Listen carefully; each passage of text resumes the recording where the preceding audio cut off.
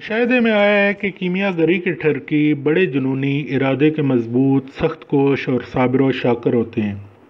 इनके साथ अगर गिद्ध और गधे को भी शामिल कर लिया जाए तो आसानी से कहा जा सकता है कि इन तीनों से ज़्यादा सख्त जान, तवील अरसा तक सब्र, बर्दाश्त की हिम्मत और जुर्रत रखने वाला राज़ी बरज़ा किस्म का जानवर शायद ही इस रुए ज़मीन पर और कोई हो। नीम मुर्दा लाशा महीना भर सांस की डोरी के साथ बंधा रहे, पास गिद्ध भी भूखा प्यासा जामिदो साकत में वे इंतज़ार रहेगा। जो ही सांस की डोरी टूटी वो फड़फड़ाता हुआ इसके पोस्टमार्टम के लिए आएगा और अपना सर इसके पेट में डाल देगा। गधा तो गिद्ध का भी बाप है।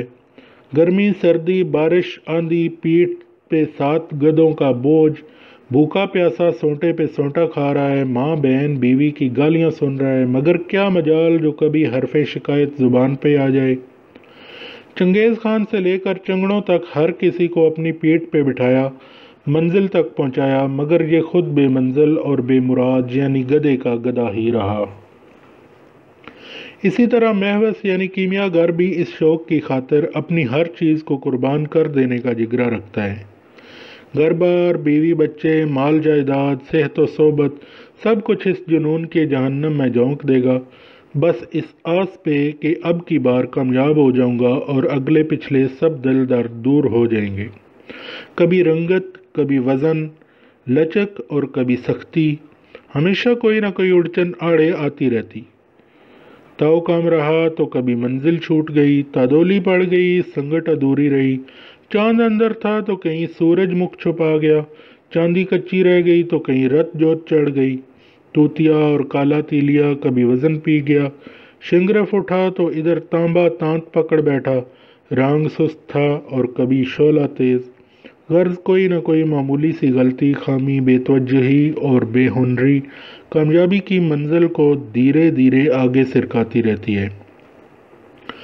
और आमिल आजकल की उम्मीद में ज़िंदगी के बेहतरीन माह साल और बुढ़ापे की बदतरीन सुबह शामें इसी शौके खाना ख़राब और जुनून नामुराद की नज़र करते हुए खामोशी से दम तोड़ देते हैं। और मकाफात का गिद्ध फड़फड़ाता हुआ इनके इस्तख्वानी ढांचे में शगाफ डालकर अपनी मनहूस चोंच से इनकी एक एक आंत की तांत को खींच खांच कर सुर में कर देता है। सोना बनाना मेरा कभी भी मकसद व मकसूद नहीं रहा, सिर्फ जानने का लपका था। वैसे जानना तो हर किसी का बुनियादी हक है, इंसानी ज़रूरत है, इसके बगैर आप महज एक काठ के पुतले हैं। कादर मुतलक ने भी अपने अहकामात इरशादात में जानने पे बहुत शिद्दत से ज़ोर दिया है कि अपने रब को जानो, उसकी नेमतों और अताओं में ज़मीनों आसमान, चाँद सूरज, सितारों और कहकशाओं की गर्दिशें, इनके जुर्मट महवर, खलाओं की लामहदूद पुरअसरार खामोशियाँ, बहरो बर की वसअतें, गहराइयों के ज़मो दम, कोह दमन, दश्तो सहरा, हवाएं, खुशबुएं, रंगो नमू, नगमे, जमजमे, आहंग, तरंग, चरिंद, परिंद, उलूम, फ़नून, ज़िंदगी, मौत, इंसानी दिमाग, इसका कल्ब, समात, बसारत, नत्क, एहसासात, जज्बात, यानी जो कुछ भी कायनात और ज़िंदगी और हरकत से वाबस्ता है, सब जानने और मानने से इबारत है। हर जी नफ्स अपनी बसात, अपने मजाक व ज़र्फ़ और अहलियत, ज़रूरत और तबा के मुताबिक जानने के अमल से गुज़रता है। मेरे एक उस्ताद रियाज शाह दिलवी मरहूम फरमाया करते थे कि मियाँ तुम्हारी बली पूछी, तुम तो अज़ली आवारा और पैदाइशी गुरु हो। जो कुछ 40 बरस की मेहनत शाका से दुनिया से सीखा जा सकता है, वो तो तुम माँ के शिकम से सीख कर आए थे। खैर, ये तो वो मोहब्बत व मजाक में फरमाया करते थे, लेकिन अपनी जगह ये भी हकीकत है कि गुले लाला की तरह मेरी हिना बंदी भी फितरत व कुदरत ने अवाइल उम्री में ही कर दी थी। घर वाले तो खैर घर वाले थे, मेरे स्कूल के उस्ताद, मस्जिद के मौलवी, मोहल्ले वाले, रिश्तेदार, दोस्त यार, सब ही मुझसे नालां और बेजार थे।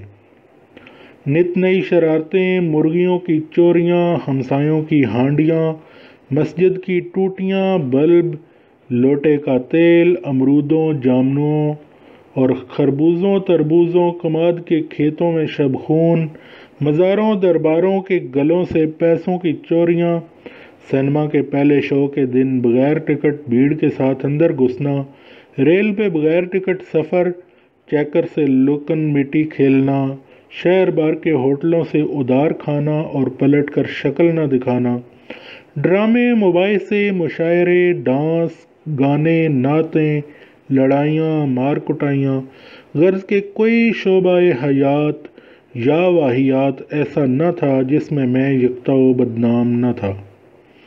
سڑک کنارے کسی مداری کو دیکھا کہ 1 سے 2 روپے بنا رہا ہے، انگوٹھی کسی کنویں میں پھینکوا کر بینگن کے اندر سے برآمد کر رہا ہے تو اس کے پیچھے ہو لیے کہ یہ کیسے کرتا ہے۔ جیسے بھی بن پڑا یہ کرتب سمجھ اور سیکھ کر ہی چھوڑے۔ ہمارے اسکول میں ایک بار ایک جادوگر تماشا دکھانے آیا۔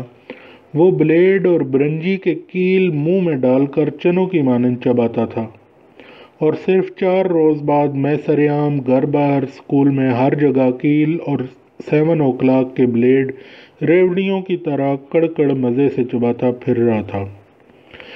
اسی طرح سینکڑوں اچھے برے کام محض جاننے کے جنون کی وجہ سے میں نے جانے، یعنی جاننے، سیکھنے، سمجھنے کی قوت اور طلب اتنی زیادہ تھی کہ اندر ہر وقت پارے کی مانند ایک تھرتھلی سی مچی رہتی تھی۔ حافظہ کسی کمپیوٹر کی طرح کام کرتا تھا، آنکھوں دیکھی، کانوں سنی، کھٹ سے ریکارڈ ہو جاتی، بس ہر وقت یہی لگا رہتا کہ یہ کیا ہے، کیوں ہے، کیسے ہے۔ پھر کوئی تخصیص بھی نہیں تھی کہ یہ کام کرنے یا سیکھنے کا ہے یا نہیں۔ میری عمر اور تعلیم، حالات، طبیعت سے لگا کھاتا ہے یا نہیں۔ بات سونے کی ہو رہی تھی۔ میں بچپن میں سونے سے بہت محبت کرتا تھا۔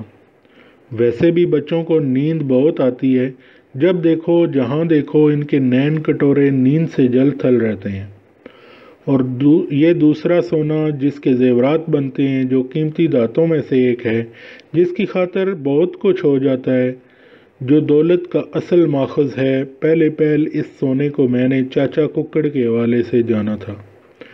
اس سے پہلے سونے کی اہمیت اور قدر و قیمت سے میں اچھی طرح واقف نہیں تھا۔ دادی کے کانوں میں چاندی کی ڈنڈیاں تھیں اور بازوؤں میں چاندی کے کڑے۔ البتہ امی کے کانوں اور باہوں میں سونا تھا، یا پھر اس سونے کو کبھی کبھار بازار میں سونار کی دکان میں دیکھا کرتا تھا۔ یہ بھی ابھی نہیں جانتا تھا کہ سونا کہاں سے آتا ہے، نکلتا ہے یا کہیں بنتا ہے۔ سونے کی اصل اہمیت مجھے چاچا ککڑ کے ہاں معلوم ہوئی۔ اس سمت یعنی کیمیا گری کی جانب لے جانے والے یہی ذات شریف تھے۔ خدا جانے نے میرے اندر کیا جوہر نظر آیا کہ انہوں نے مجھے اپنا شاگرد بنا لیا۔ جہاں تک میں نے دیکھا اور جہاں کہیں سے میں نے سنا، یہی سنا کہ انہوں نے ساری زندگی بس یہی ایک کام کیا ہے۔ خاندان کے افراد کے علاوہ اصلی نام شاید ہی کوئی جانتا ہو، لیکن چاچا ککڑ کے نام سے یہ شہر بھر میں مشہور تھے۔ چپڑی ہوئی زلفیں، لمبا سا قد، پتلا کاٹ، ہمیشہ اجلے کپڑوں میں ملبوس دکھائی دیتے، حقہ پینے کے شوقین تھے۔ ہمارے گھر کے پچھواڑے وہ بڑے سے سین والے 2 کمروں کے گھر میں رہتے تھے۔ سین میں نیم، دریک اور آم کا درخت بھی تھا۔ ایک جانب بڑا سا تنور اور دیوار کے ساتھ مرغیوں چوزوں کے بڑے بڑے ڈربے، ساتھ ہی انہوں نے کچی اینٹوں کا چھوٹا سا جھونپڑا نما کمرہ بنا رکھا تھا۔ یہی جھونپڑا جس کے دروازے پہ ہمیشہ مضبوط باری تالا پڑا رہتا، ان کی پراسرار سی تجربہ گاہ بھی تھی۔ اس کے اندر کیا کاٹ کباڑ تھا، اس کے متعلق ان کی بیوی یعنی ہماری چاچی مہراجاں بھی شاید کچھ نہ جانتی تھی، کیونکہ اس ریڈ ایریا کی جانب کسی کو بھی جانے کی اجازت نہ تھی۔ اگر ایسا نہ بھی ہوتا تو پھر بھی اس منحوس جھونپڑے کی جانب جانا تو درکنار کوئی دیکھنا بھی پسند نہ کرتا۔ آس پاس گلی محلوں کی مائیں اکثر اپنے شریر بچوں کو چاچے ککڑ کے جھونپڑے کا ڈراوا دے کر سلایا اور دمکایا کرتی۔ میں مڈل اسکول کی عمر تک کوٹھے پہ اینٹوں کی سوراخوں والی منڈیروں سے پیروں چاچا ککڑ کے طلسماتی جھونپڑے کو وحشت بھری آنکھوں سے تاکا کرتا۔ میری دانست میں وہاں بھوت اور جن قید تھے جنہیں چاچا سیاہ مرغوں کا کچا گوشت کھلایا کرتا ہے۔ جب بھی کبھی جانکا چاچی مہاراجاں چولہے پہ مرغا پکاتی دکھائی دی، اس کی وجہ شاید یہ تھی کہ چاچا سونا بنانے کے نسخے میں اصیل کالے مرغ کا پوٹا استعمال کرتا تھا۔ پوٹا نکال کر وہ پورا مرغ چاچی کے حوالے کر دیتا، وہ اسے کاٹ کر ہنڈیا میں ڈال دیتی۔ چاچا کی کوئی اولاد تو تھی نہیں جو مزے لے لے کر کھاتی۔ چاچی اور چاچا کھا پی لیتے اور فالتو سالن ہم ہمسایوں کے گھر بھیج دیتے۔ جی چاہتا تو کوئی کھا لیتا، ورنہ اکثر پھینک دیا جاتا یا مہترانی لے جاتی۔ ہمارے ہاں وہ سالن نہیں بیچتے تھے، والد صاحب نے سختی سے منع کر دیا ہوا تھا۔ وہ کہتے تھے کہ ان کے ہاں کی ہر چیز مکروہ ہے، کیونکہ چاچا مرغ کو حلال نہیں کرتا بلکہ جیتے جاگتے مرغ کا پیٹ چاک کر کے پوٹا کھینچ لیتا ہے۔ اکثر مرغ بیچارہ اس حالت میں بھی اٹھ کر بھاگ لیتا، نیچے آنتیں لٹک رہی ہوتی، خون ٹپک رہا ہوتا اور وہ زندہ ادھر ادھر گھوم رہا ہوتا۔ جب کہیں ڈہ جاتا تو چاچی اسے کاٹ لیتی۔ پوچھنے پہ چاچا بتاتا کہ گردن کٹے مرغ کا پوٹا اس کے کسی کام کا نہیں ہوتا۔ میں تکبیر پڑھ کر پیٹ چاک کرتا ہوں، فرق کیا پڑتا ہے، گردن نہ صحیح پیٹ صحیح۔ چاچا کا نسخہ ہی ایسا تھا جس کے لیے اصیل کالا مرغ جس کی آنکھیں عقربی، سر کی کلگی، سرخ لال بوٹی، چونچ نوکیلی اور پنجے تیز ہوں، ایک بھی سفید پر نہ ہو، وہ ایسے مرغوں کی تلاش میں رہتا، گلی محلے شہر کونے کونے گھومتا رہتا اور منہ مانگے داموں خرید لیتا۔ روپے پیسے کی کمی نہ تھی، باپ مرتے وقت اپنے اکلوتے بیٹے کے لیے مکان، زمین اور بہت کچھ چھوڑ گیا تھا جو آہستہ آہستہ بکتے جا رہے تھے۔ رشتہ دار اور جاننے والے بھی اسے خوب الو بنا رہے تھے، وہ بھی مرغ ڈھونڈتے رہتے، تھوڑے بہت جو سفید پر ہوتے وہ کھینچ نکالتے، بعض اوقات انہیں کالے رنگ سے رنگ کر اور چاچا کے ہاں بیچ کر اچھے دام کھڑے کر لیتے۔ چاچا مجھ سے بڑا پیار کرتا تھا، آپ یوں بھی کہہ سکتے ہیں کہ اس نے مجھے بیٹا بنایا ہوا تھا۔ والد صاحب کے منع کرنے کے باوجود میں اکثر چھپ چھپا کر دیوار پھلانگ کر ان کے ہاں چلا جایا کرتا۔ میں جنم جنم کا چٹورا، چاچی مجھے خوب بنے مرغ کی بوٹیاں کھلاتی، بیر، آم، جامن، جو بھی موسم کا پھل ہوتا کچر کچر کھاتا رہتا۔ دھیلا پیسہ بھی میسر آ جاتا جو املوک، مونگ پھلی یا چنے ریوڑیوں کے کام آتا۔ چاچی کے گھر کے اندر بیٹھا بیٹھا میں چاچا کی جھونپڑی کی جانب متجسس نگاہوں سے دیکھتا رہتا۔ دراصل میرے اندر بھی کہیں سونا بنانے کی خواہش تھی کہ اگر مجھے بھی یہ ہنر آ جائے تو ایک بار ہی ڈھیر سا سونا بنا لوں اور پھر ساری عمر آرام سے بیٹھ کر مونگ پھلیاں ریوڑیاں کھاؤں اور دوستوں کو کھلاؤں۔